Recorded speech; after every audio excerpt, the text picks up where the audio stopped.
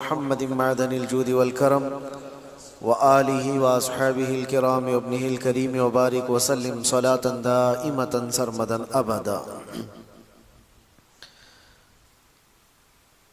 मेरे अजीज़ों, हम सुन्नियों को चाहिए कि फॉर्मेलिटीज से बाहर आ जाए। रस्म व रिवाज, बहुत सारी चीज़ें यूं ही फैली हमारे, उससे बाहर निकलकर कुछ प्यूरिटी इखलास के साथ। बहुत सारे जलसों में ये जो निज़ाम है, खैर वो एक निज़ाम चला आ रहा है। मैं चाहता हूं कि ये सब फॉर्मेलिटी से बाहर आओ। मुकर्रिर के आने से पहले उसके नामों की इतनी लंबी चौड़ी फहरिस्त, उसको बुलाने के लिए कितने नारे, शेर आ रहा है कि क्या क्या आ रहा है, ये सब फॉर्मेलिटीज हैं। इन सब से बाहर आओ। हम जिन महफिलों में शिरकत करना चाहते हैं वो अपने दिल को पाक करने के लिए और इखलास के लिए। इसीलिए उस दिन भी मैंने ताकीद किया था, मस्जिद में आने जाने के वक्त हमारे लिए कोई खड़ा ना हो। ताज़ीम, अकीदत, मोहब्बत सब अपनी जगह पर, लेकिन यहाँ बंदा आता है तो खालिस अल्लाह के लिए आता है। अपना कॉन्सेंट्रेट, अपना मरकज़ तवज्जो अल्लाह की तरफ रखो। खुद मेरे आका सल्लल्लाहु तआला अलैहि वसल्लम की हदीस है, हुजूर ने फरमाया, जो बंदा ये चाहता है कि लोग उसके लिए खड़े हों, जो ये तमन्ना रखता है, हुजूर फरमाते हैं वो जहन्नमी है। उसके अंदर गुरूर होगा, उसके अंदर तकब्बुर होगा। हमारे अंदर ये ख्वाहिश ना हो, लेकिन लोग इज्जत करते हैं, मोहब्बत करते हैं, उसके भी कई मकामात होते हैं, जगह होती है। हुजूर सरकार मुफ्ती आज़म हिंद रहमतुल्लाहि ताला अलैह नमाज पढ़ रहे थे। आपके खलीफा हैं, वो खुद भी बहुत बड़े आलिम दीन हैं। वो पंखा झल रहे थे, गर्मियों के दिन थे, पसीने आ रहे थे। सलाम पैर कर सरकार मुफ्ती आज़म हिंद रहमतुल्लाहि ताला अलैह जलाल में आए, बहुत गुस्से में थे। कहा अपने उस खलीफा से, कहा तुम्हें खबर नहीं कि मैं अल्लाह की इबादत में हूँ, और अल्लाह की इबादत करने के वक्त बंदे को कोई और दूसरा उसकी खिदमत करे, ये कब ज़ेब देता है? बंदा पूरा आजीजी के साथ अल्लाह की इबादत करे, फिर वो बंदा कैसा जो खुद दूसरों से अपनी बंदगी करा रहा हो। गुलाम हो तो पूरा गुलाम। इसीलिए बारगाह मुस्तफ़ा सल्लल्लाहु तआला अलैहि वसल्लम में मेरी तो आदत है ये, जब भी मैं हाजिर होता हूं तो मैं खुद ये कैफियत बनाना चाहता हूं कि लोग मुझे न पहचाने। इसलिए कि हम वहां लोगों में पहचान बनाने के लिए नहीं जाते, हुजूर के दरबार में अपना नाम लिखवाने जाते हैं। लोग पहचाने, उस बड़े दरबार में भी लोग क्या करते हैं। बहुत जगहों पर मैंने ये महसूस किया, लोगों को जगह की अहमियत का सबसे पहले अंदाजा होना चाहिए कि कहाँ क्या चीज करनी है। सरकार गरीब नवाज रज़ियल्लाहु तआला अन्हु के आस्थाने पर हैं, हुजूर गौसे पाक के आस्थाने पर हैं बगदाद में या मदीने शरीफ में हैं।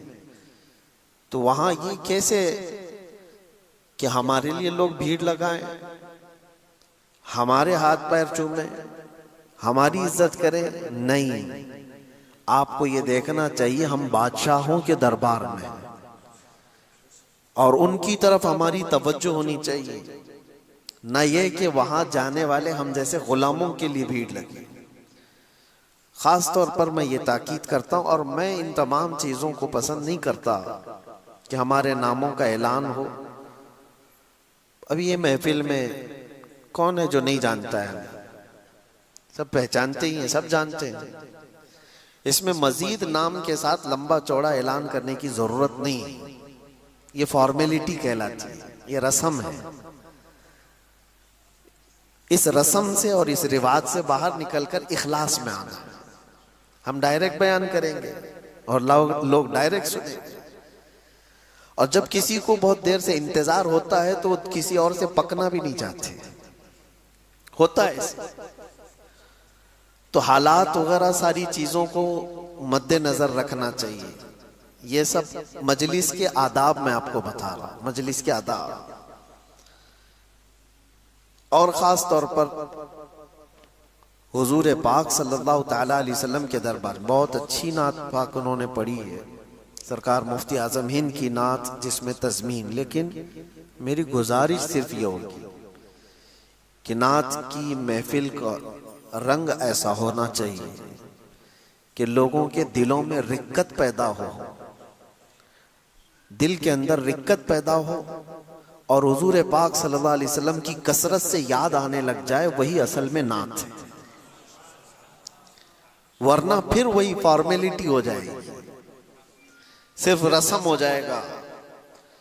अल्लाह ताला ने आपको आवाज अच्छी दी है, नात शरीफ पढ़ो, खूब पढ़ो, लेकिन हमेशा इस बात की ख्वाहिश रखो कि ठंडे माहौल में। अच्छा, एक बात मैं ये भी बताता, सिर्फ इन्हीं के लिए नहीं, दूसरे सारे लोगों के लिए, आपकी पूरी नात में भी, पूरी नात पढ़ने के दौरान में एक बंदे ने भी सुभान अल्लाह नहीं कहा तो आपको कुछ फर्क नहीं पड़ना चाहिए। सुभान अल्लाह तस्बीह है, वो पढ़े तो उसको सवाब है, नहीं पढ़े तो कोई हरज नहीं। आपका मकसद नात पाक का ये हो, ये पूरा मजमा हाथ उठा के बोले, दो हाथ उठा के बोले, खड़े होके बोले, कुछ फर्क नहीं पड़ने वाला है कितनी मर्तबा ये बोले। मकसद ये हो कि ये पूरा मजमा ना भी बोले, एक बार मेरे मुस्तफा ने मुस्कुरा दिया, तुम्हारी नात वसूल हो गई। जिंदगी भी वसूल है, आखिरत भी वसूल है। मकसद ये हो कि मैं नात पढ़ रहा हूं। मुझे आपको बताता हूं, ये 80 की दहाई की बात है, मैं तकरीर नहीं कर रहा हूं, ये मजलिस की चीजें बता रहा हूं। 1980 के पहले की मैंने पढ़ा था, मेरे वालिद गिरामी के पास एक रिसाला था, उसमें शायर थे, उनका नाम याद नहीं आ रहा है। मजलिस इसी तरह की महफिल मीलाद थी और वो नात गुनगुना रहे थे। नात गुनगुनाते हुए महफिल में उन्होंने ऐसी रिक्कत तारी कर दी। रिक्कत तारी करने का मतलब ये नहीं है कि जोश में लोग जो है तालियां बजाने लगे, वो रिक्कत नहीं होती। कुछ लोग जाहिर सी बात है गुनगुनाएं या फिर कुछ गाएं तो लोगों के अंदर जोश पैदा होता है, उठने का, उछलने का, कूदने का, तो उसको रिक्कत नहीं कहते। रिक्कत किसको कहते हैं? जिसके अंदर आदमी को अपने गुनाहों पर शर्मिंदगी होने लग जाए, उसके आंखों से आंसू निकलने लग जाए, वो रिक्कत है। वो शायर थे नागपुर के, उन्होंने महफिल में नात पढ़ना शुरू किया तो मिसरा कुछ ऐसा था कि मेरे नजर में एक सामने खाने काबा है और 2 हाथ के फासले पर गुंबद खजरा है, मैं दरमियान में हूं। मिसरे का मैं मफहूम बता रहा हूं। तो कहते हैं इधर मैंने देखा, फिर इधर की याद आई, इधर मैंने देखा, इधर की याद आई। वो मक्का और मदीने के दरमियान की कैफियत अपने शेर में बता रहे थे। एक शेर को उस शायर ने 18 मरतबा पढ़ दिया। वो आंख बंद थी उस शायर की, और महफिल कोई ऐसी ऐरे गैरे की नहीं थी, उलमा थे महफिल में, उलमा मौजूद थे। और किसी ने कुछ नहीं कहा कि एक ही शेर ये पढ़ता जा रहा है, पढ़ता जा रहा है। लेकिन मेरे अजीजों, कुछ शेर ऐसे हैं, कुछ शायर ऐसे जिनसे एक शेर 2 बार सुनने को भी दिल नहीं करे। कुछ वो जो 18 बार पढ़े तो भी किसी को फर्क नहीं पड़े, सुनते जा रहे। एक साहब ने मजलिस में ये ख्याल किया कि ये कितनी देर से पढ़ा जा रहा है, एक ही शेर पढ़ रहा है, एक ही शेर पढ़ रहा है। अल्लाह अकबर, मैं आपको बताऊं, वो पकड़ने के लिए गए उनको, वो आंख बंद करके, भाई तुम्हें हुआ क्या है, आगे तो बढ़ो। वो शायर को पकड़ने के लिए जैसे ही गए, वो शायर गिर गया नीचे, नीचे गिर गए। लोग आए उठाने के लिए तो उनका इंतकाल हो चुका था। एक नात की महफिल वो भी है, वो मक्का और मदीने के दरमियान किस तसव्वुर में खो गया मालूम नहीं, और हुजूर पाक सल्लल्लाहु ताला अलैहि वसल्लम को देखने की तलब इतनी बढ़ती चली गई, उनको होश भी नहीं था कि वो पढ़े जा रहे हैं। मैं कहता हूँ जिंदगी, खैर ये चंद बातें थी, मैं अपनी महफिलों में तो कम से कम इसकी इस्लाह कर सकता हूँ। बाकी मैं बहुत जलसे कर चुका, थक भी चुका हूँ, बड़े जलसे, बड़ी कॉन्फ्रेंस, लेकिन अक्सर जगह मैंने ये देखा कि फॉर्मेलिटीज है, सब एक बंधा बंधाया हुआ रस्म है जिसको लेकर के लोग चल रहे हैं। मेरे अजीजों, मैंने महसूस किया है 1 लाख का मजमा आया हुआ, ऐसे भी प्रोग्राम मैंने देखे 1 लाख लोग मौजूद हों, लेकिन महसूस ये होता है कि उस बहुत बड़े 1 लाख के प्रोग्राम से ये मस्जिद की महफिल कई दर्जे ज्यादा बेहतर है। लोग कुछ हासिल कर रहे हैं, कुछ तवज्जो के साथ सुन रहे हैं। ये मस्जिद, ये पाक जगह, वजू के साथ बैठे हैं। जलसों में कितने तो गुटखा खाते ऐसे ही खड़े रहते हैं। उन लोगों को ये एहसास भी, गुटखा खा करके सुनने वाले तो सुनने ही है, ऊपर जो बैठे हैं वो भी घिस रहे होते हैं। खैर, किसी का मजाक करना नहीं है, लेकिन बताना सिर्फ ये है कि ये सब फॉर्मेलिटीज हो रहे हैं, हमें इससे निकलना है। ये फॉर्मेलिटीज, ये रस्म और रिवाज दीन में न करो, यहां से निकल आओ। आपको मैं बताऊं, प्रोटोकॉल जिसको कहते हैं ना, जब भी कभी किसी दूसरे मुल्क का कोई प्रधानमंत्री आए या कोई प्रेसिडेंट आए तो उसके कुछ प्रोटोकॉल होते हैं, उसको वहां से गुजारा जाता है, ऐसी सलामी दी जाती है, ऐसा कालीन बिछाया जाता है, वो चाहे 10 बार भी आए तो उसके साथ वही किया जाता है। ये सब क्या है? ये फॉर्मेलिटीज है, और ये पूरे बंधे हुए रस्म है हर मुल्क के। ये सब सियासी एतबार से चल सकता है, लेकिन ये दीन है, और अल्लाह से करीब होने के लिए बंदा आता है तो यहाँ ज्यादा से ज्यादा फोकस इस बात पे करें कि हम लोगों को अल्लाह से कैसे करीब कर सकते हैं, इस बात पर फोकस हो। आज मैं गुफ्तगू शुरू करता हूं। ये मुकद्दस रात है, इस रात में अल्लाह के नबी सल्लल्लाहु अलैहि वसल्लम ने फरमाया, सबसे ज्यादा लोगों की अल्लाह बख्शिश फरमाता है। सबसे ज्यादा आज के दिन अल्लाह तबारक व तआला लोगों की बख्शिश फरमाता है। मा मिन यौमिन अफदलु इंदल्लाहि मिन यौमि अरफा, रसूल पाक सल्लल्लाहु अलैहि वसल्लम की हदीस है। और फिर ये भी मेरे आका सल्लल्लाहु अलैहि वसल्लम ने फरमाया, हज़रत जाबिर से रिवायत है, फलम युरा यौमुन अक्सरु इत्क़म मिनन नारि मिन यौमि अरफा, अरफा के दिन से ज्यादा जहन्नम से आजाद होने वाले दिन को मैंने देखा नहीं।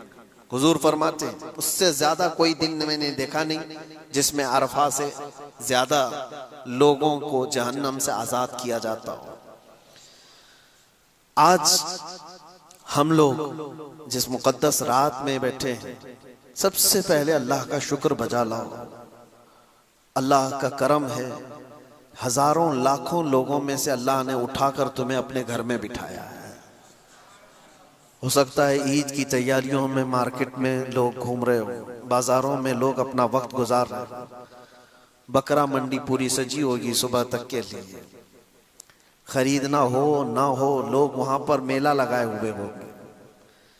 आज की रात बहुत सारे लोग अपनी अपनी तैयारियों में गुजार रहे होते, लेकिन फजल है उस रब्बे जुल जलाल का, बाजारों से उठाकर, दुनिया की सड़कों से उठाकर, नुक्कड़ों और चौक से उठाकर मौला ने अपने घर में बिठाया और उसके जिक्र के लिए बिठाया है। सबसे पहले तुम अपनी इस हैसियत को देखो कि अल्लाह तबारक व तआला ने मेरे साथ जो फजल फरमाया, कितना बड़ा फजल है। एक बात मैं आपको बताऊं, मामूल सबका भी होता है, हमारा भी होता है, दिन में जिससे मुलाकात करनी है सबसे मुलाकात कर लेते हैं, लेकिन रात में घर जाने के बाद कहां कोई जल्दी मुलाकात करता है। लेकिन दुनिया का एक दस्तूर है, अगर कोई ज्यादा स्पेशल हुआ, कोई और ज्यादा खास हुआ, तो रात में भी उससे मुलाकात कर लेते। उसके लिए बिला तशबीह व बिला तमसील, रात के वक्त जब बंदे को अल्लाह तबारक व तआला अपनी मस्जिद में बुलाता है तो ये स्पेशल मुलाकात होती है, उसके साथ खुसूसी फजल होता है।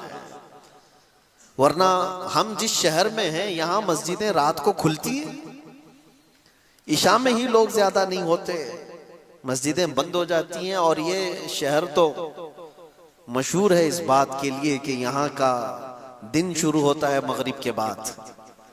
लोग जो है रातों को अपना दिन मनाते हैं, ऐश और इशरत का मशहूर शहर है। लेकिन उस शहर में रात के वक्त रब तबारक व तआला ने तुम पर फजल फरमा एहसान किया है। अल्लाह तबारक व तआला हमारी आखिरी सांस तक उसका जिक्र हमारी जुबानों पर जारी रखे हैं। मेरे अजीजों, अल्लाह ताला ने कुरान में जो फरमाया कि लोगों को हुक्म दिया गया है कि सिर्फ अल्लाह की इबादत करें, खालिस उसके लिए, बगैर किसी के दिखावे के।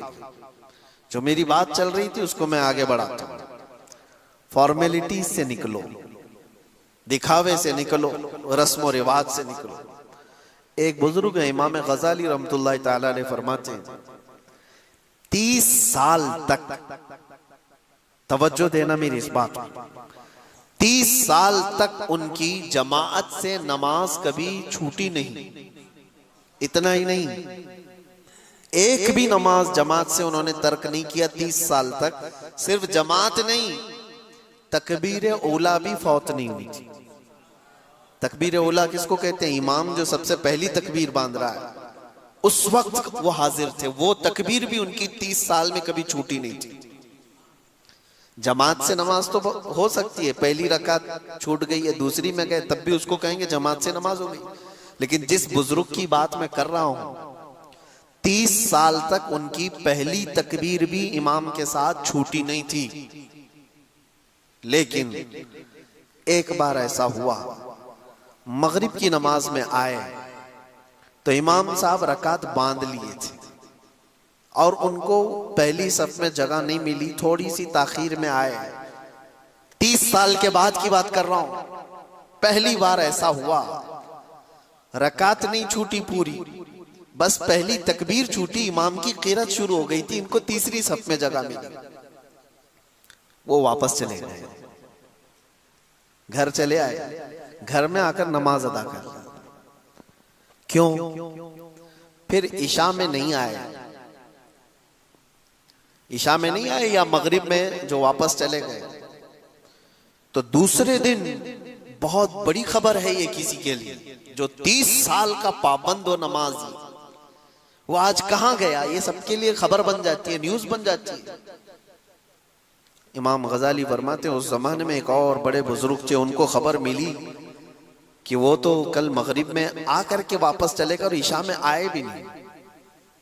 तो कहे कि वो खुद चल करके आए उनके घर पर। कहा क्या हुआ, क्या है आपको? सुना कि आप मगरिब में आए भी थे और वापस चले गए और फिर इशा में नहीं आ पाए। उन्होंने कहा बात इतनी थी, 30 साल से मैंने नमाजों की पाबंदी की, तकबीर ओला भी मेरी फौत नहीं हुई। मगरिब में जब गया तो इमाम तकबीर बांध चुके थे, क़िरात शुरू हो गई थी, मुझे तीसरी सफ में जगह मिली, मैं वापस आया। कहा क्यों? कहा सारे लोग मुझे देखकर क्या कहते हैं कि 30 साल से जिसकी कभी पहली तकबीर नहीं छूटी वो आज पीछे रह गया। मुझे शर्मिंदगी हुई, मुझे शर्म आने लग गई, इसलिए मैं वापस आ गया। फिर ईशा में कहा लोग क्या बोलते कि इतने सालों तक जो पाबंदी किया वो ऐसा कैसे पीछे हो गया? तो उस बुजुर्ग ने कहा ये तू पूरे 30 साल की नमाजें वापस कज़ा कर, इसलिए कि तू 30 साल तक लोगों के लिए नमाज पढ़ता रहा। लोग क्या कहेंगे इसलिए नमाज पढ़ता रहा। उनको उन्होंने कहा कि जा तू वापस 30 साल की नमाज कज़ा कर ले, जो तू एक भी तकबीर ओला छूटे बगैर जो पाबंदी कर रहा था। बहुत रोए, बहुत रोए। कहा कि ये तुम्हारे दिल में ख्याल कैसे आया कि लोग क्या कहेंगे? मेरे अजीजों, इसी को कहते हैं 30-30 साल तक भी अगर ऐसी पाबंदी करोगे कि लोगों का अपना स्टेटस बरकरार रखने के लिए लोगों की नजर में, तो इसको कहते हैं फॉर्मेलिटी। तुमने इखलास के साथ नहीं किया है। और अल्लाह तबारक व तआला को सबसे नापसंद चीज है ये, सबसे नापसंद चीज है। और इसको कुरान ने कहा है ये मुनाफिकीन की आदत है, मुनाफिकीन की आदत। युराऊन अन्नास, अल्लाह ताला फरमाते हैं लोगों को दिखाने के लिए करते हैं सब। अल्लाह ताला इन तमाम चीजों से हमें बचा है, इन तमाम चीजों से बचा है। हाँ, इसमें मैं फर्क आपको बताऊंगा। इबादतों में किसी को कोई दिखाना नहीं है, रब तबारक व तआला के लिए, रब तबारक व तआला के लिए। ये तो सिर्फ एक नमाज की मिसाल मैंने बताई, दूसरी बहुत सारी मिसालें ऐसी हैं। फरमाया गया कि क़यामत के दिन 3 लोग सबसे पहले जो हिसाब में लाए जाएंगे, सबसे पहले एक शहीद होगा, एक कारी कुरान होगा और एक मालदार आदमी, जिनका सबसे पहले क़यामत के दिन फैसला होने वाला है। वो सबसे पहले हिसाब इन लोगों का होगा। तो रब तबारक व तआला सबसे पहले कारी कुरान को बुलाएगा, अच्छी आवाज वाले जिनको अल्लाह ने आवाज दी है। नात पढ़ने वाले भी हो सकता है इसमें। बुलाएगा, रब ताला फरमाएगा मैंने तुझे बहुत अच्छी आवाज दी थी, तू बता क्या किया इसका। कहेगा रब तबारक व तआला, ऐ अल्लाह मैं तो तेरा कलाम लोगों को सुनाता था मीठी आवाज में, और लोग मद भरी आवाज को सुनकर मस्त हो जाते थे। तेरा कलाम मैंने जिंदगी भर पढ़ा है। और वो कारी सही जवाब दे रहा है, उसने जिंदगी भर कुरान ही लोगों को सुनाया। तो रब तबारक व तआला फरमाता है क्या तेरे दिल में ये नीयत नहीं थी कि लोग तेरी आवाज को दाद देंगे, तारीफ करेंगे, लोग तेरी वाहवाही करेंगे? कहा। तो रब ताला फरमाता है जिस चीज के लिए तू ये तिलावत करता था, किरात करता था, वो मैंने दुनिया में तुझे दिला दिया। अब यहां तेरा कोई हिस्सा नहीं, हुक्म होगा इसको जहन्नम में ले जाओ। ये हदीस पाक में। दूसरा मालदार जो बहुत खैरात करता था, लोगों को बहुत देता था, रब ताला उसको फरमाया कि बता मैंने तुझे माल बहुत दिया था, तूने क्या किया? वो कहेगा अल्लाह मैंने सखावत के दरिया खोल दिए थे, जो आता था जिस तरह आता था मैंने सबको दिया है। तूने दिया माल और मैंने खैरात सब किया है। रब ताला फरमाता क्या तू इसलिए नहीं खैरात करता था कि लोग तुझे बड़ा दयालु कहें, लोग तुझे बहुत बड़ा सखी कहें? हाँ, उसके दिल में ये नीयत थी कि लोग उसकी सखावत की तारीफ करें। अल्लाह फरमाता है जो तू दुनिया में चाहता था लोगों की तारीफ, वो मैंने तुझे दुनिया में करवा दी।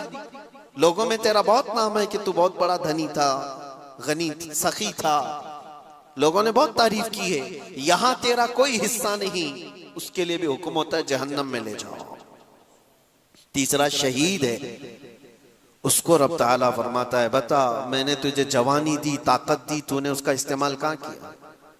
वो कहता है अल्लाह मैंने तेरी दी हुई ताकत और जवानी को जिहाद में इस्तेमाल किया, मैं जंगें लड़ी और तेरे नाम पर मैं कुर्बान हो गया, मैंने अपनी जान कुर्बान कर दी। रब ताला फरमाता है क्या तू ये नहीं सोचता था कि लोग तुझे बड़ा बहादुर कहें इसलिए लड़ता था, लोग तेरे ताकत के जौहर मान ले इसलिए लड़ता था? तो उसके दिल में ये नीयत थी। तो रब ताला फरमाता है लोगों ने तेरी दुनिया में बहुत तारीफ की, तेरे बहादुरी की, तो जा तुझे जो कुछ भी दुनिया से चाहिए था वो मैंने दिला दिया, अब यहां सिवाय जहन्नम के कुछ नहीं। कारी कुरान जहन्नम में जा रहा है, सखी मालदार जहन्नम में जा रहा है, शहीद जहन्नम में जा रहा है। किस लिए? सिर्फ इसलिए कि उन्होंने जो यहां काम किए थे वो दिखावे के लिए किए थे, इखलास नहीं था। ये कितनी बड़ी चीज है। आप तो शहीद तक भी नहीं पहुंचे, सखी तक भी नहीं पहुंचे और कारी कुरान तक भी नहीं पहुंचे। वो बहुत बड़े बड़े लोगों की बात कर रहा हूं, उनके अंदर दिखावा आया तो निकल गए जहन्नम की तरफ। इसीलिए मौला अली शेर खुदा करमल्लाहु ताला वजहुल करीम की ये बात मिलती है। एक जंग के दौरान आपने एक जालिम को, एक दुश्मन को लिटा दिया और उसके सीने पे पैर रख करके खड़े हो गए, उसको कत्ल करने ही वाले थे, उसने आपके मुंह पे थूक दिया। हजरत अली ने उसको छोड़ दिया, कहा कि इसको छोड़ दो। वो डर गया कि अब कत्ल के करीब था। ऐसे हालत में तो गुस्सा डबल होना चाहिए। जब आदमी हमारे कंट्रोल में आ गया हो और वो बदतमीजी करे तो गुस्सा डबल होना चाहिए। एक मारने वाला था, अब 4 मारेंगे, और इसको कत्ल करने वाला था, बुरी तरह से कत्ल करूं। लेकिन हजरत अली खड़े हो गए। उसने पूछा कि दुनिया में तो ऐसे वक्त में तो जो गालिब आदमी है उसका गुस्सा डबल हो जाता है, तुमने छोड़ क्यों दिया? कहा मैं जो तुझे मार रहा था वो खालिस अल्लाह के लिए, अल्लाह का दुश्मन, तो अल्लाह की दुश्मनी में मेरे सामने आया था तो मैं तुझे मार रहा था। लेकिन जब तूने मेरे मुंह पे थूक दिया, अब मैं कत्ल करता तो कहीं ये ना हो कि मैं इस थूक का बदला लेने के लिए तुझे कत्ल किया, इसलिए मैंने छोड़ दिया। मेरा नफ्स ना आ जाए इसके अंदर, मैं अपनी जात के लिए कुछ नहीं करता। मेरे अजीजों, बहुत सारे आमाल हैं जिनको जाया होने से बचाने के लिए बहुत कुछ हमें तैयारी करनी पड़ती है। बहुत सारे लोग अपने जाहिर को देखें, कभी भी आप ये तसव्वुर ना करें कि लोग क्या कहते हैं। हजरत अबू बकर शिबली रहमतुल्लाह ताला अलैह से पूछा गया, हुजूर पाक सल्लल्लाहु ताला अलैहि वसल्लम का आशिक कौन होता है? बहुत अच्छी बात है, तवज्जो। आपसे पूछा गया, जवाब कैसा देते हैं? हजरत अबू बकर शिबली कहते हैं, जिसको दुनिया पागल कहे और वो अपने महबूब की मोहब्बत में मगन रहे।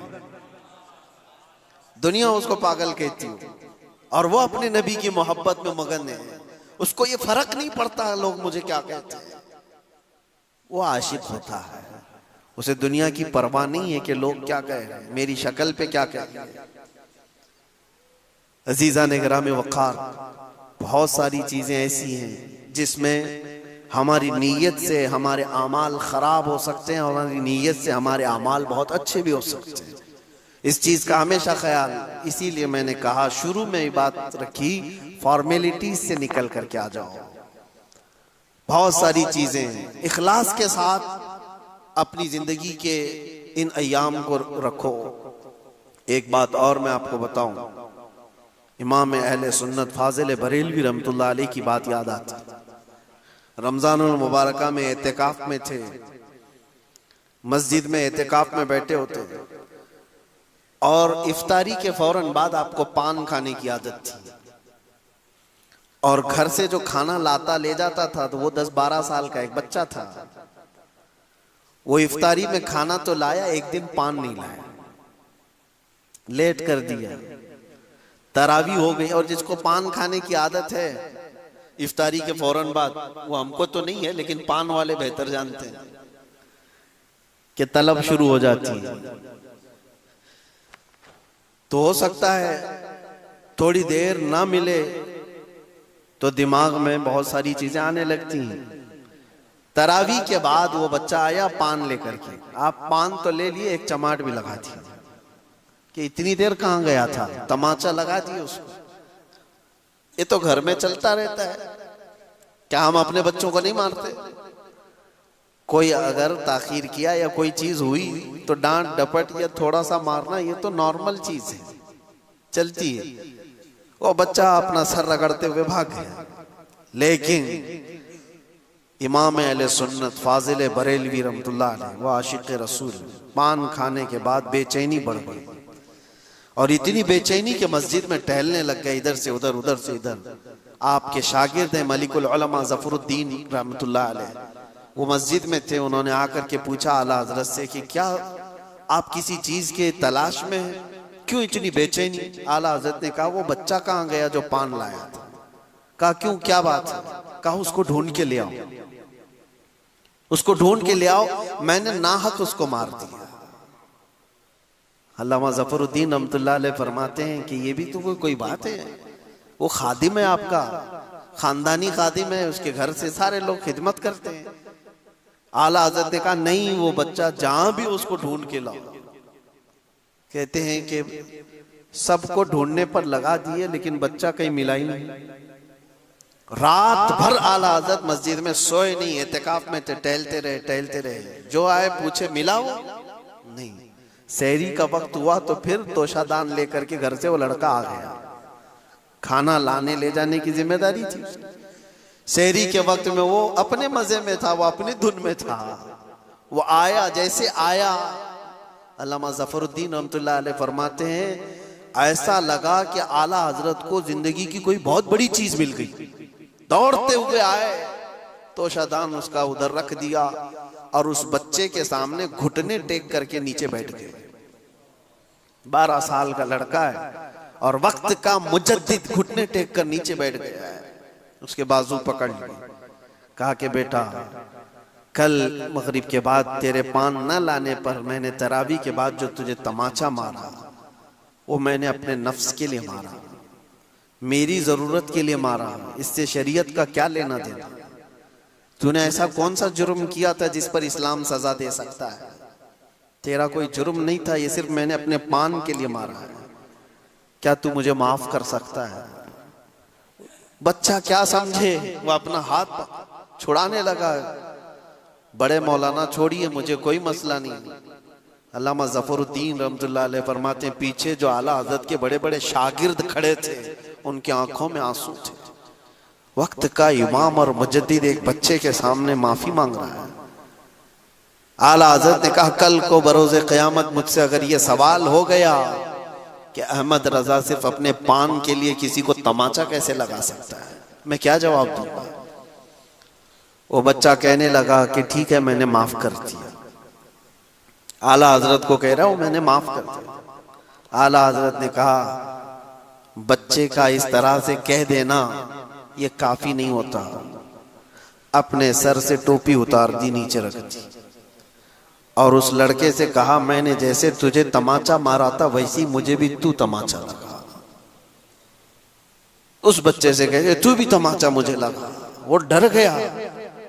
बड़े बड़े उलमा जिसके सामने अदब से बैठते हो, वो आज मुझे कह रहा है कि बच्चा तू तमाचा लगा। वो अपना हाथ छुड़ाकर भागने वाला था, लेकिन उसका हाथ खुद ही पकड़ करके अपने सर पर तमाचा लगवाते। 2, 3, 4 उसके हाथ से जब अपने सर पर तमाचे लगवाए तो उसके बाद कहा, अब मुझे जाकर इत्मीनान हुआ कि मैंने अपने नफ्स के लिए जो किया था अल्लाह ताला उसे मुझे माफ फरमा दे। मेरे अजीजों, इसको कहते हैं इखलास, अल्लाह का खौफ। ये फॉर्मेलिटी नहीं है, ये फॉर्मेलिटी नहीं, ये रस्म और रिवाज नहीं है। कौन कर सकता है? कौन कर सकता है? इसीलिए ये वही कर सकता है जिसके दिल में आखिरत का खौफ हो। अल्लाह के लिए जो जीता है दुनिया में, वो ये कर सकता है। बाकी लोग क्या कहेंगे, वो जीने वाला तो कभी इन तमाम चीजों के करीब भी नहीं आ सकता।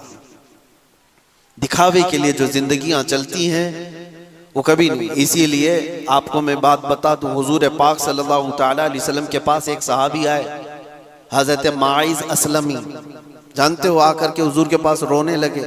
कहा, या रसूल अल्लाह, मुझे पाक कर दीजिए, मुझे पाक कर दीजिए। हुजूर ने फरमाया, क्या किया तुमने? उन्होंने कहा, मैंने बहुत बड़ा गुनाह किया, बहुत बड़ा गुनाह किया। हुजूर ने फरमाया, क्या किया है? कहा, बता नहीं सकता या रसूल अल्लाह, बताने से बेहतर मर जाना पसंद करता हूं। तो हुजूर ने फरमाया, बताओ तो सही, क्या गलत काम किए, क्या गुनाह किए? उस गुनाह के एतबार से तुम्हारे लिए मैं बताऊं। तो साहबी ने कहा, कलेजा मुंह को आता है या रसूल अल्लाह, मैंने बदकारी की एक औरत के साथ। हुजूर ने अपना चेहरा फेर लिया। वो सारों कतार रोने लग गए हुजूर के कदमों में गिरकर। ये बात मैं क्यों बता रहा हूं? जिसको कोई जानता नहीं था, वो सहाबी हुजूर के पास आकर बता क्यों रहे? एक अमल ऐसा है जो छुप करके किया हुआ था। हुजूर की बारगाह में आकर रोना और बताना कि मुझसे ये गलती हो गई है। क्यों? ये बंदा वही कर सकता है जिसके दिल में आखिरत का खौफ, कि मेरी पकड़ हो गई तो मैं क्या करूंगा। यहां अल्लाह के नबी हैं, कुछ तो हो सकता है। उन्होंने ये नहीं देखा कि लोग मुझे अब क्या कहेंगे। हुजूर के दरबार में इकरार जुर्म कर रहे हो। ये नहीं देखा कि लोग अब मुझे क्या कहेंगे, बल्कि हुजूर ने जैसे ही अपना चेहरा फेर लिया, हज़ारों कतार रोते हुए कहने लगे, या रसूल अल्लाह, अगर आपने चेहरा फेर लिया तो फिर मैं किसके दरबार में जाऊंगा, मैं कहां जाऊंगा अपना चेहरा दिखाने के लिए, तुझसे जो मुंह छुपाऊं तो करूं किसके सामने, क्या किसी और से तवक्को नजर की है। इसी को आला हजरत ने अपने अशार में कहा था, या रसूल अल्लाह, बद हैं तो आपके, भले हैं तो आपके, टुकड़ों पे यहीं के पले हैं, रुख किधर करें, यहीं के टुकड़ों से पले हैं, अपना चेहरा फिर किधर ले जाएं। हुजूर ने क्या पूछा पता है? माइज, होश में बोल रहे हो? कहा हाँ या रसूल अल्लाह, होश में बोल रहा हूं। तुम्हें पता है इस्लाम में इसकी सजा क्या है? संसार कर दिया जाएगा, पत्थरों से मारकर हिलाक कर दिया जाएगा। उन्होंने कहा हाँ या रसूल अल्लाह, मुझे मालूम है।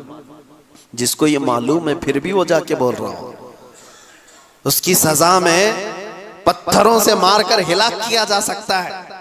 जिसको ये मालूम है वो फिर भी छुपा नहीं रहा है, हुजूर के दरबार में आकर बोल रहा है। ये कौन कर सकता है? जिसके दिल में ये खौफ हो अल्लाह का, आखिरत में पकड़ हो गई तो क्या करूंगा।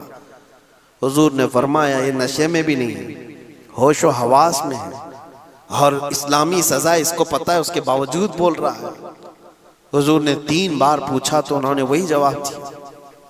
तो अल्लाह के नबी ने फरमाया सहाबा से कि ले जाओ माइज असलमी को, मदीने की एक पहाड़ी थी जबल अनम, वहां से उनको नीचे धकेल दिया गया और पत्थरों से संसार किया गया। इस्लाम की सबसे बड़ी सजा है, पत्थरों से मार करके खत्म। लोगों को ये लगता है कि बहुत बड़ा जुल्म नहीं है, ये पाकीज़गी है। और एक बार जिसकी ऐसी सजा होती है पूरा मुआशरा कांप जाता है। क्यों? जिना जो है एक नासूर है, कैंसर की तरह से। एक बार अगर मुआशरे में ये चीज आई तो सबके घर और उनकी बेटियां, उनकी बीवियां भी महफूज नहीं रहेंगी। ये नासूर फैलता चला जाता है, इसलिए इसकी सजा इतनी सख्त रखी गई। जिसकी बेटी का रेप हो जाए, देखो वो क्या कहता है, चिल्लाता है कि नहीं, रेपिस्ट पकड़ा जाए तो उसको जला दो, उसको काट दो, उसको मार दो। वो तो ये मुतालबा करता ही है, आज भी करते हैं, हमारे मुल्क में करते हैं। जो रेपिस्ट पकड़े जाते हैं उनके बारे में क्या कहती है दुनिया? उसको मारो, उसको कत्ल करो, उसको। यही तो इस्लाम चाहता है, जैसे तुम्हारी बेटी की अजमत है वैसे इस्लाम सबकी बेटियों की अजमत चाहता है। संसार कर दिया गया माइज असलमी को, लेकिन ये पूरा वाकया तफसील से है। खुद रसूल पाक सल्लल्लाहु अलैहि वसल्लम उनकी मौत पर रो रहे थे और हुजूर ने फरमाया था, माइज ने ऐसी सच्ची तौबा की, अल्लाह की तरफ से जिब्राइल पैगाम लेकर के आए थे कि अल्लाह ने उनकी तौबा के सदक़े में पूरे मदीने वालों के गुनाह माफ कर दिए। सच्चा दिल था, इखलास था। और उसी वक्त मेरे आका ने फरमाया था, अत्ताइबु मिन ज़म्बि कमल्ला ज़म्ब ला, गुनाहों से तौबा करने वाला ऐसे ही हो जाता है जैसे उसने कोई गुनाह ही नहीं किया। ये कब होता है? जब खौफे खुदा से दिल लरस जाता है, इखलास से भरा हुआ दिल फूट करके रोने लगता है अल्लाह की बारगाह में, तो रब तबारक व तआला की रहमतें उस पर बेहिसाब होती हैं। इसीलिए मेरे अजीजों, ये मजलिस जिक्र है, यहाँ पर कोई दिखावा ना करो। यहाँ ये तस्वुर करो कि मैं सिर्फ अल्लाह के बुलावे पर आया हूँ, वो मुझे देख रहा है, बस इतना काफी है। बहुत सारे दरबारों में खड़े हुए होंगे, बहुत सारी जगहों पर तुम्हें भी खड़े होने का इत्तेफाक हुआ होगा, लेकिन अल्लाह की बारगाह में इस तस्वुर के साथ खड़े होकर के देखो एक बार कि मुझे कोई देख नहीं रहा है, सिर्फ मेरा रब देख रहा है, मैं हूं और मेरा खुदा है। ये इखलास लेकर आओ, ये दिल के अंदर ये प्यूरिटी लेकर के आओ। और देखो आज दौर ऐसा आ गया है कि हमारी आंखें अब सूख गई हैं, ना खौफे खुदा से कभी रोती, ना कब्र के अजाब से कभी लरजते हैं, ना आखिरत का डर हमें कभी सताता है। क्या कभी ऐसा हुआ कि तुम्हारे बिस्तर पर तुम्हें बेचैनी हो रही हो? लेकिन बेचैनी हुई होगी दूसरे कामों की वजह से। बेचैनी है आज बिस्तरों पर, लेकिन वो बेचैनी किसकी है? हिसाब मिल नहीं रहा है दुकान का, इसकी बेचैनी है। भाई बेटा बीवी कोई बीमार है, उसकी बेचैनी है। कोई चीज चोरी हो गई, उसकी बेचैनी है। माल में खसारा ना हो जाए उसकी बेचैनी, हिसाब किताब में बहुत बेचैनियां हैं। क्या कभी बिस्तर पर इसकी बेचैनी आई कि मुझे सिर्फ और सिर्फ 4x6 की कब्र में लोग दफन करके चले जाएं, उसमें करवट लेने की भी जगह ना हो। वो रात याद करके कि जब लोग मेरी तख्तियां बंद करके मुझे करवट लिटा करके बहुत तंग जगह पर मनो मिट्टी तले दबा कर चले जाएंगे, उस रात को याद करके कभी बेचैनी आई? कयामत के दिन का होलनाक मंजर याद करके कभी बेचैनी आई? दोज़ख की तपती हुई और वहां के सख्त अजाबों को याद करते हुए कभी बेचैनी आई कि कभी मैं पकड़ा गया तो क्या हो, महशर के मैदान में मेरे ऐब खोल दिए जाएंगे, मैं मुंह दिखाने के काबिल ना रहूंगा, तो ये बेचैनी आई कभी? ये बेचैनी क्यों नहीं आती? हमारी आंखें क्यों इतनी सूख गई? रोते तो हैं हम आप, लेकिन दुनिया के लिए रोते हैं। सच बता रहा हूं मेरे अजीज, तुम्हारे घर में किसी को कुछ हो जाए तो रोना आता है तुम्हारे बेटे को कोई तकलीफ हो तो रो लेते हो, बीवी को कुछ तकलीफ हो तो रो लेते हो। ये सब दुनिया है। और कुरान ये कहता है यौम ला यनफ़उ मालुन वला बनून, वो दिन तो ऐसा होगा जब तुम्हारा माल भी तुम्हें कुछ नफा नहीं देगा, तुम्हारे बेटे भी नहीं नफा देंगे। जिनके लिए रोते हो ना आज, हमारी आंखें रोती हैं। मैंने देखा है कई लोगों को बिजनेस में बहुत बड़ा खसारा हो गया है तो बेचैन होकर रोने लग गए, किनारा हो गए। उनकी बेचैनी ऐसी है कि दिल थमता नहीं है नुकसानों को याद करके। तुम जिस नुकसान पे रो रहे हो, और मेरा मौला फरमाता है ये तुम्हारे किसी काम में नफा नहीं देगा कयामत के दिन। और जिस बेटे के लिए तुम रो रहे हो, बेटे के मुतालिक तो हदीसों में मिलता है ये तुम्हें पहचानने से भी मना कर देगा, पहचानने से भी मना कर देगा और अपना दामन छुड़ाएगा। तुम जहन्नम में जा रहे हो, बाप जाओ, तुम्हारी नौसत मुझे नहीं चाहिए। यहाँ तो वो कयामत वाला मंजर तो अभी दुनिया में देखने को मिल रहा है। यहाँ तो बेटे जिंदगी में ही बाप से दामन छुड़ाते हुए भाग रहे हैं। वहां क्या होने वाला है? दुनिया के लिए हमारी आंखें रोती रही। ये सब बातें इसलिए मैं अर्ज कर रहा हूं कि हमारी बेचैनी दुनिया के लिए, हमारा रोना दुनिया के लिए, जिसकी वजह से दिल हमारा सख्त हो गया, दिल सख्त हो गया।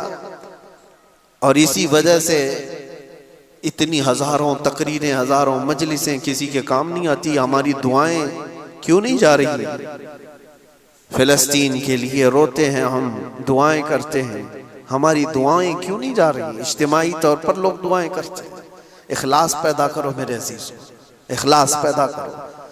बहुत रो लिया हमने दुनिया के लिए, लेकिन क्या तुमने कभी ये चीज सुनी है हदीस पाक में? मेरे मुस्तफ़ा करीम सल्लल्लाहु ताला अलैहि वसल्लम के पास कोई दुनिया नहीं थी। एक मशकेज़ा, खजूर के छाल का बिस्तरा, हाथ का तकिया।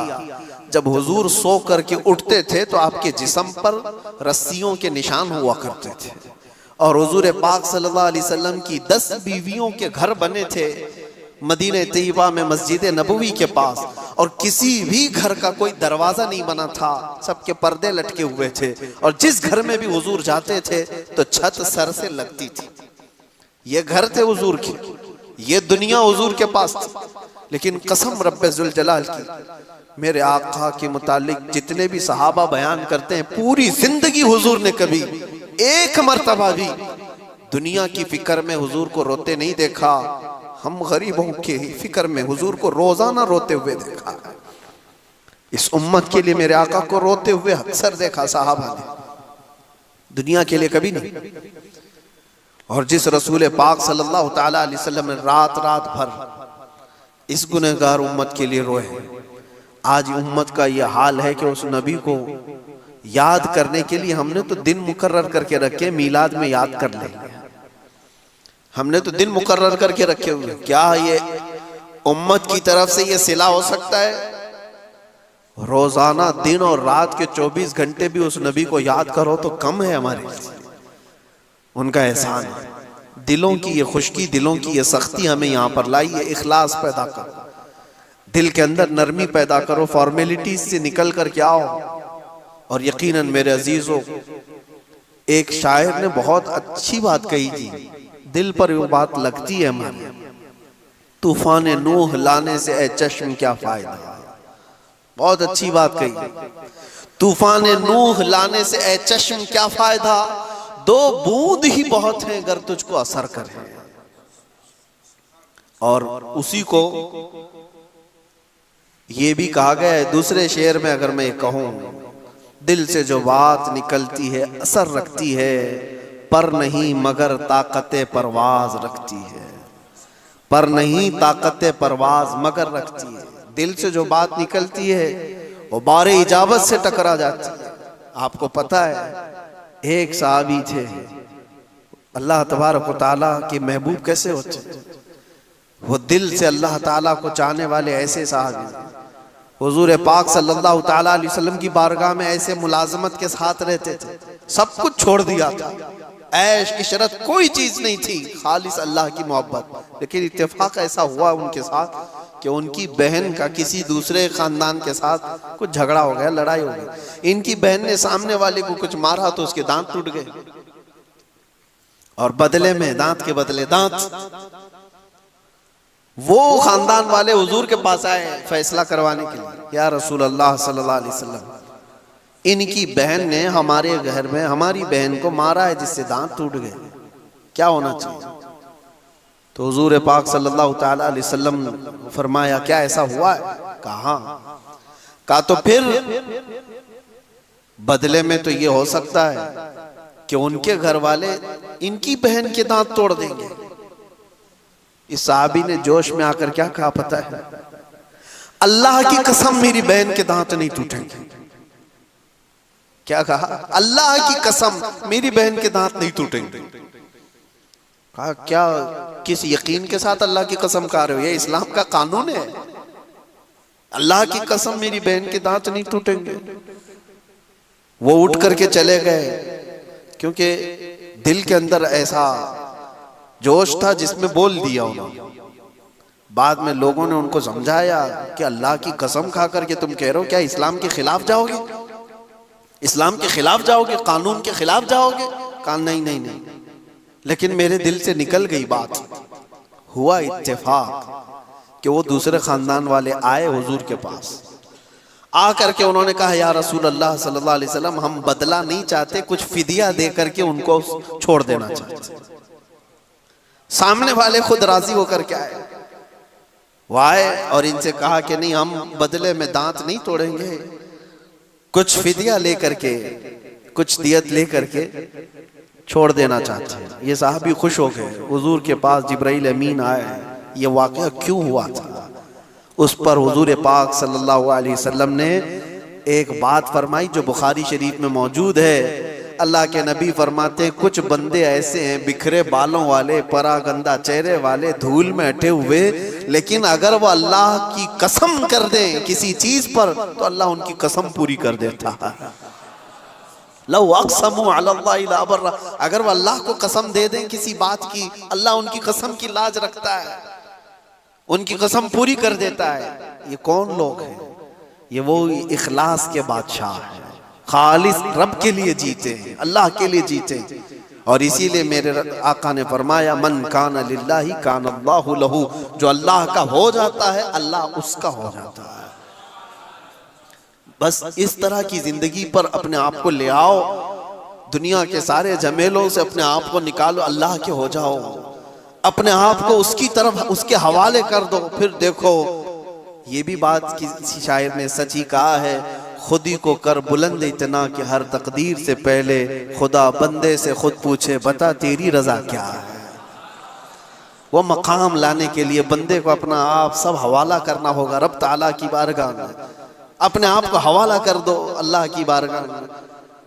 दो बहुत बड़े बुजुर्ग हैं, ये आखिरी बात मुस्लिम शरीफ के शरह में इमाम नववी रहमतुल्लाह अलैह ने इनका जिक्र फरमाया। एक रबिया बिन हराश, एक रिबई बिन हराश, दो भाई थे, सगे भाई थे, बड़े मुहद्दिसीन हैं।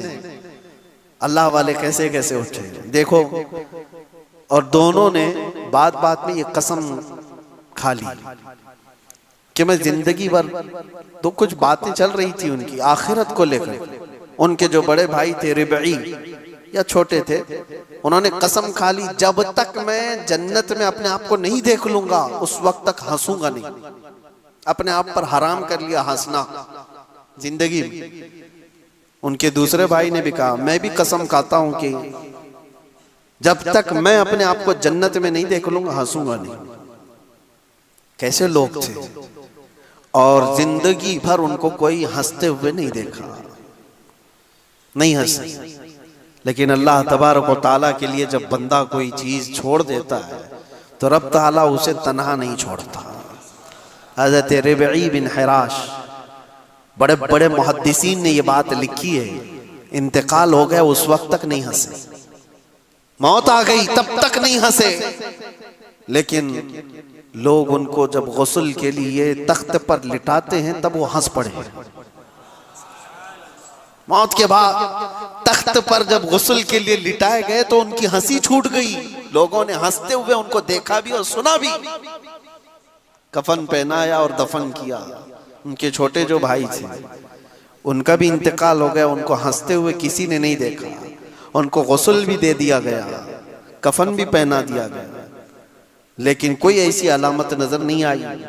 और कब्र में रखा गया तो कब्र की तख्तियां उनकी बंद की जा रही थी, वो जोर से हंस पड़े। कब्र के अंदर बुजुर्गों से पूछा गया क्या बात थी, तो शारे नबवी शारे मुस्लिम वो कहते हैं इन दोनों ने जिंदगी में कसम खाई थी जब तक जन्नत ना देखूं हंसूंगा नहीं। एक भाई ने गुस्ल के तख्ते पर अपने आप को जन्नत में देख लिया और दूसरे ने कब्र में सोते ही अपना ठिकाना जन्नत में देख लिया। रब तबारक व तआला ने दोनों को दुनिया में ही दिखा दिया उनका मकाम, और ये भी इसलिए अल्लाह का जो हो जाता है अल्लाह उसका होता है, और उसका वादा है मेरे अजीजों, उसका वादा है। रब ताला फरमाता है मेरे बारे में तुम जैसा गुमान करोगे मैं तुम्हारे साथ वैसा सलूक करूंगा। तुम अगर एक बालिश्त आगे बढ़ते हो रब ताला की रहमत एक कदम आगे बढ़कर तुम्हारी तरफ आती है। कोई चल करके आए तो ये हदीस कुदसी में अल्लाह फरमाता है मैं दौड़ करके उसको थाम लेता हूँ, बहुत दौड़ के उसको थाम लेता हूँ, यहाँ तक कि बंदा मेरी याद में अपने आप को ऐसा फना कर देता है तो फिर बोलता जब वो है तो जुबान उसकी होती है कलमे मेरे होते हैं, पकड़ता जिससे है हाथ उसका होता है पकड़ मेरी होती है, चलता है तो कदम उसके होते हैं चाल मेरी होती है। रब ताला ये फरमाता है बंदा जब मेरे लिए होता है उसका मैं हो जाता हूँ। अपनी जिंदगी को यहाँ तक ले आओ इखलास और प्यूरिटी के साथ कि हम न रहे अल्लाह के हो जाए। कोई भी हो अपने आप को जब फना करता है तो उसका रंग उसके ऊपर जाहिर होता है। इसीलिए बुजुर्गों ने फरमाया कई बुजुर्गों को देखा गया है मौत से पहले उनकी जुबान बंद हो गई लेकिन दिल से उनकी सदाएं अल्लाह अल्लाह की आती थी, लोग सुनते भी थे। क्यों? दुनिया में जो जिंदगी भर अल्लाह के लिए जिक्र करता रहा उसकी जुबान बंद हो जाए तो उसका दिल अल्लाह अल्लाह करता है, अल्लाह उसका हो जाता है। रब तबारक व तआला हम सबको इखलास की दौलत अता फरमाए, प्यूरिटी जो हमारे लिए बहुत ज़रूरी है, दिखावे और रियाकारी से अल्लाह हमारी हिफाजत फरमाए। करीम खुदा अरहमर राहिमीन आज की रात हमारी बख्शिश का ऐलान फरमाए। वाखिर दावाना अनिल हम्दुलिल्लाहि रब्बिल आलमीन।